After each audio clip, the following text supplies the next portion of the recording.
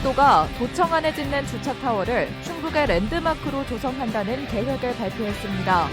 같은 당에서도 의아하다는 반응이 나오고 있습니다.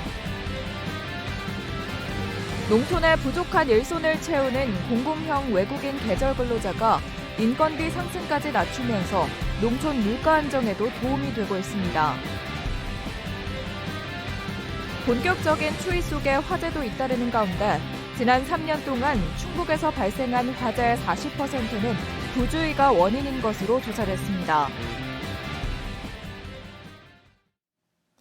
네, 시청자 여러분 안녕하십니까? 계속해서 MBC 뉴스투데이 충북입니다. 주차난에 시달리고 있는 충청북도가 400억 원을 들여 도청 안에 주차타워를 짓기로 했습니다. 김영한 충북지사는 레이크파크 사업의 시작이라며 주차타워를 충북의 랜드마크로 만들겠다는 뜻을 밝힌 가운데 한 여당 의원은 의아하다는 반응을 내놓기도 했습니다. 김대웅 기자입니다. 김영한 충북지사는 지난 2022년 취임 직후 충북도청을 도민들에게 돌려주겠다면서 차 없는 도청 실험에 들어갔습니다. 하지만 심각한 주차난에 직원 반발이 심했고 결국 김 지사는 한 발 물러섰습니다. 대신 도청 내 대규모 주차장 건립 계획을 세웠습니다.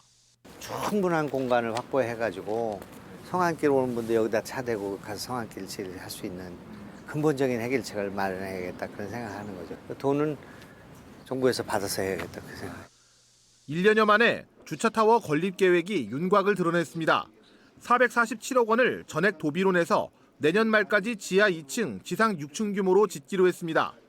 지하 2층부터 지상 4층까지는 350대를 주차할 수 있게 하고 5층과 6층은 식당과 휴게시설을 갖춘 후생복지관을 짓기로 했습니다. 김 지사는 그냥 일반적인 주차타워가 아니라 충북의 랜드마크를 짓겠다는 계획을 밝혔습니다.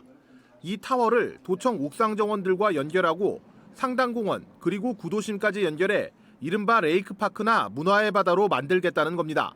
레이크파크 사업의 첫 사업이라고 저는 생각하고 문화의 바다에 첫 문이 열렸다. 그렇게 저는 의미를 부여합니다. 충북도청 주변 차량 통행을 지하로 하고 현재 도로는 광장을 만드는 계획도 언급했는데 청주시와는 아직 협의하지 않은 상태입니다. 내부적으로는 개략적인 검토는 완료가 됐는데 지금 현재 가장 중요한 게 도민들, 특히 청주 시민들의 어떤 의견, 공감대 형성이라고 봅니다. 하지만 여당 도의원들의 공감도 얻지 못하고 있어 난관이 예상됩니다. 한 여당 도의원은 후생복지관의 필요성은 인정하지만 주차장을 랜드마크로 한다는 것은 도민 눈높이에 맞지 않는다고 말했습니다. 충청북도는 애초 올해 예산으로 200억 원을 잡았는데 충북도의회가 이미 절반을 삭감했습니다. 주차타워를 비롯한 후생복지관은 오는 8월 착공 예정입니다. MBC 뉴스 김대웅입니다.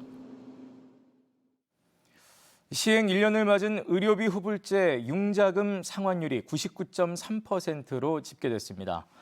충청북도의 조사 결과 지난 5일 기준 의료비를 대출받은 486명 가운데 18명이 대출금을 모두 갚았고 465명은 분할 상환 중이거나 연체 기간이 대위 변제 기준인 6개월을 넘지 않은 것으로 집계됐습니다.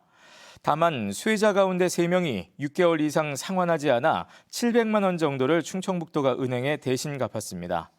의료비 후불제는 65세 이상이거나 형편이 어려운 취약계층에게 최대 300만 원의 의료비를 무이자로 빌려주고 36개월 동안 분할 상환하게 하는 충북의 복지제도입니다. 농촌의 부족한 일선을 채우기 위해 이제는 외국인 계절 근로자가 절대 없어서는 안 될 존재가 됐습니다. 또 장기간 고용뿐만이 아니라 하루하루 필요한 인력을 활용하는 공공형 계절 근로까지 외국인 근로자가 확대되면서 농가의 인건비를 줄이는 데 톡톡히 기여하고 있습니다. 이승준 기자의 보도입니다. 지난 가을 괴산의 특산품인 절인 배추를 만드는 현장입니다. 밭에서 뽑아온 배추를 다듬고 수돗물에 절이는 힘든 작업에 필리핀인들이 함께합니다. 농촌의 부족한 일손을 채워주는 건 이제 외국인 근로자의 몫이 됐습니다. 이처럼 지난해 괴산군에 들어온 외국인 계절 근로자는 480명. 이 가운데 30명은 이른바 공공형 계절 근로자입니다. 몇 달씩 고용 계약을 할 수 없는 영세농 등이 하루하루 필요한 인력을 지원받아 활용하는 겁니다. 지난해 괴산에서 30명의 공공용 계절 근로자를 필요로 한 농가는 2,146곳에 이릅니다. 한 달 평균 근무일은 19.8일, 즉 30명으로 지난 4월부터 11월까지 5,000명 가까운 인력이 농사일을 도운 셈입니다. 공공용 계절 근로의 장점은 하루하루 필요할 때 공급받을 수 있는 것 외에도 저렴한 인건비에 있습니다. 공공용 계절 근로자의 하루 임금은 9만 원, 농촌인력사무소에서 제공하는 하루 일당이 14만 원임을 고려하면 1인당 하루에 5만 원을 아낄 수 있습니다. 일단은 지금 인건비 상승이 많이 떨어졌어요. 현저하게 떨어지고 또 작업 능률도 많이 늘고 있어요. 그로 인해 가지고 그래서 저희들한테는 없어서는 안 될 그런 사업이 아닌가 이렇게 보고 있습니다. 지난해 괴산에서만 480명의 계절 근로자로 절약한 농촌 인건비는 28억 원에 이르는 것으로 추산됩니다. 지금 물가 올랐지 다 올랐잖아요. 담배 딸 때, 저렴 배출 때 15만 원, 16만 원씩 줬잖아요. 근데 공공용 계절 들어와서 하루에 9만 원이니까 다른 인건비도 떨어질 수밖에 없잖아요. 자동적으로. 그래서 큰 혜택을 봤어요. 지난해 괴산읍과 문강면 등 일부 지역에서 이뤄졌던 공공용 계절 근로는 올해 괴산 전 지역으로 확대됩니다. 5개 지역 농협이 공동 법인을 만들어 인력 관리와 농가 배정 등 괴산의 모든 농민에게 혜택을 줄 방침입니다. 괴산 지역이 좀 크다 보니까 읍면별로 나눠서 농협 자체에서 필요 인원에 대해서 좀 저희가 조사를 먼저 하고요. 그걸 통해 가지고 계절 근로 인원을 분배하려고 하고 있습니다. 부족한 일손을 돕기 위한 외국인 계절 근로가 농촌 물가 안정에도 도움이 되면서 확대 요구는 더 늘 전망입니다. MBC 뉴스 이승준입니다.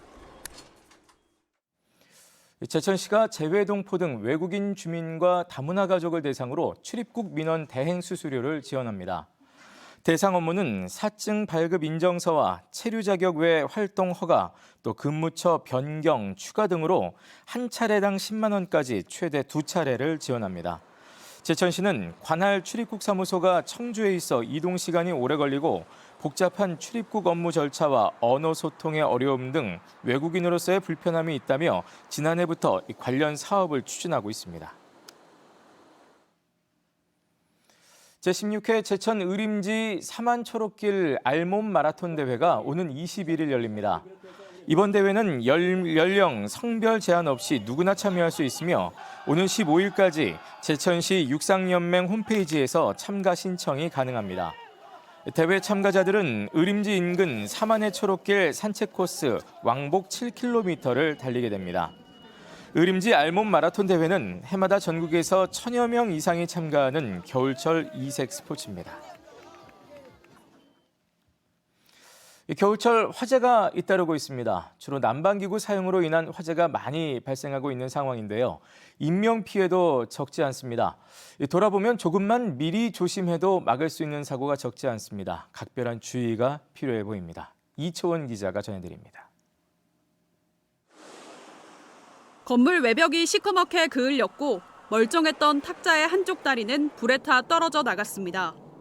바닥에는 각종 잡동사니가 뒹굴고 싱크대는 형체조차 알아볼 수 없습니다. 지난 5일 밤 추위를 녹이기 위해 회사 창고 안에 설치해둔 기름난로에서 갑자기 불이 났습니다. 이 불로 창고는 철골 구조물만 남았고 바로 옆 건물은 휘어지기까지 했습니다. 또 안에 있던 30대 남성은 전신 화상을 입었고 사무실과 창고, 집기류 등이 불에 타 소방서 추산 3,200여만 원의 재산 피해가 났습니다. 소방당국은 기름이 새는지 모르고 난로를 작동시켰다가 불이 난 것으로 보고 있습니다. 중간중간 사용한 지 좀 어느 정도 기간이 됐다 싶으면 그때도 한 번 더 확인을 해보고 어디 뭐 누유나든지 어디 증기가 중간에 새는 데가 있는지. 앞서 이틀 전에는 전북에서 잠자던 노부부가 화마에 숨졌습니다. 난방비를 아끼려고 전기장판에 온수 매트를 겹쳐 쓰다 과열돼 불이 난 것으로 추정됩니다. 온수 매트 위에 전기장판을 깔아서 거기에 온수 매트의 열과 전기장판에 흐르는 열에다가 이불까지 합쳐지면 열이 축적되기 때문에 화재의 확률이 굉장히 높아집니다. 이처럼 부주의로 난 화재가 지난 3년 동안 충북에서만 1,775건, 전체 화재의 40.5%를 차지했습니다.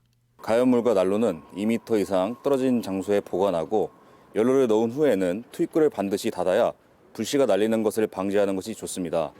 연통 청소는 3개월에 한 번씩 해주고 소방당국은 최근 온열기기 사용이 늘고 있는 만큼 가벼운 외출 시에도 전원은 반드시 끄고 화재 위험이 큰 오래된 전기 배선이나 문어발식 콘센트 사용도 자제해달라고 거듭 당부했습니다.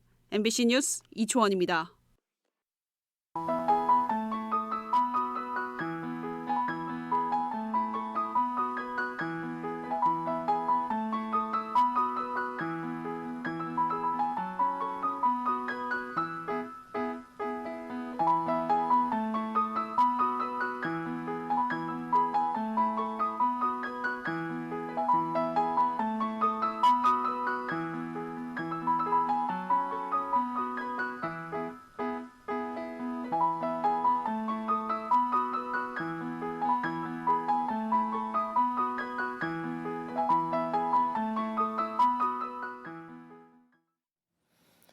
공직선거법 위반 혐의로 기소된 이상조 청주시 의원에게 검찰이 당선 무효형을 구형했습니다. 검찰은 어제 청주지법 형사 11부 심리로 열린 이상조 시의원의 공직선거법 위반 결심 공판에서 벌금 300만 원을 선고해달라고 요청했습니다.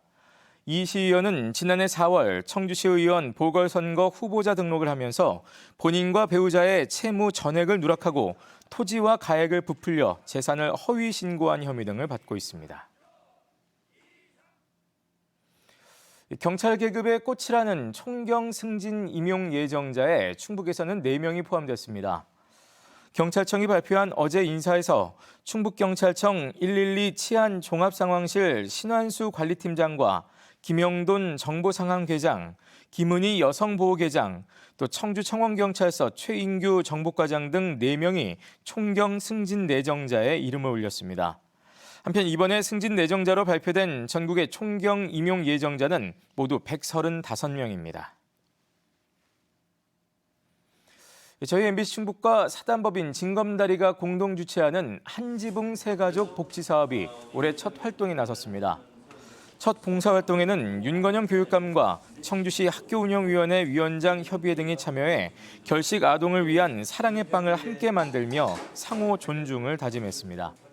한지붕 새가족 사업은 후원자와 봉사자, 또 수혜자가 함께 따뜻한 사회를 만들자는 취지로 지난해부터 시작됐습니다. 충북의 주요 4년제 대학교 정시 경쟁률이 지난해와 비슷한 것으로 나타났습니다. 건국대 글로컬 캠퍼스가 7.36대 1로 경쟁률이 가장 높았고 한국교통대 6.16대 1, 충북대 6.01대 1 등의 순이었습니다. 한국교통대는 지난해 4.19대 1보다 상승했으며 충북대는 지난해와 비슷했지만 7년 연속 거점 국립대 가운데 가장 높은 경쟁률을 기록했습니다. 나머지 대학도 대부분 전년도와 비슷한 수준을 유지한 가운데 교대 지원율은 소폭 상승했습니다. 올해 충북 지역 평준화고등학교 입학 전형에서 117명이 탈락했습니다. 충청북도 교육청은 올해 청주와 충주, 혁신도시의 평준화고등학교 지원자 6,500여 명 가운데 청주에서 107명, 충주에서 10명 등이 탈락했다고 밝혔습니다. 합격자 학교 배정은 오는 16일 충북교육연구정보원에서 전산 추첨 방식으로 진행되며 결과는 오는 18일 오후 3시에 발표됩니다. 한편 탈락 학생들은 정원이 미달된 고등학교에서 진행하는 추가 모집에 지원할 수 있습니다. 청주시가 후손에게 물려줄 미래유산 5곳을 추가로 선정했습니다. 청주시는 천주교 수동성당과 구 청주시장 관사, 3.1공원, 덕천리 마을, 그리고 미동산 수목원 등 5곳을 전문가 심의 등을 거쳐 청주 미래유산으로 최종 선정했습니다. 네, 뉴스를 마칩니다. 고맙습니다.